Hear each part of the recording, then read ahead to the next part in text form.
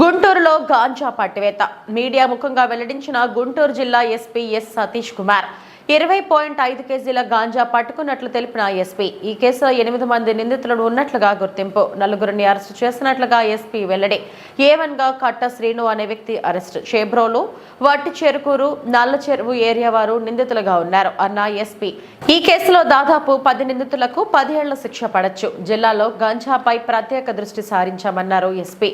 గుంటూరులో బైక్ దొంగతనం చేసి దాని ద్వారా గాంజా రవాణా సంబంధించి ఈ గంజా అనేది డిస్ట్రిబ్యూషన్ ఉంది అనేది అందరికి తెలుసు. దాన్ని కొన్ని సిస్టమాటిక్గా కంట్రోల్ చేయాలన్న ఒక ప్రయత్నంలో ఫస్ట్ స్టెప్గా మనం ఒక 20.5 కేజీస్ వరకు గంజా సీజ్ చేయడం జరిగింది. దీనిలో మనకు టోటలీ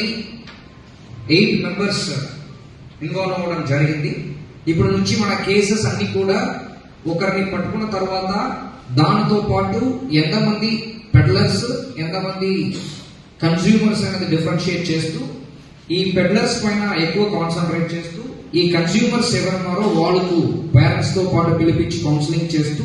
ఒకవేళ కన్స్యూమర్స్ కూడా దీని ముందు కేసెస్ లో ఉన్నారంటే వాళ్ళని కూడా మనం అరెస్ట్ చేయాలని చెప్పి ప్లాన్ చేస్తున్నాము. దీంట్లో ఫస్ట్ స్టెప్ గా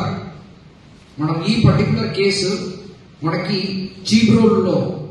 మనం రిజిస్టర్ చేయడం జరిగింది. మనకి ఫస్ట్ అక్యూజ్డ్ A1 కట్టా శ్రీను అని చెప్పేసి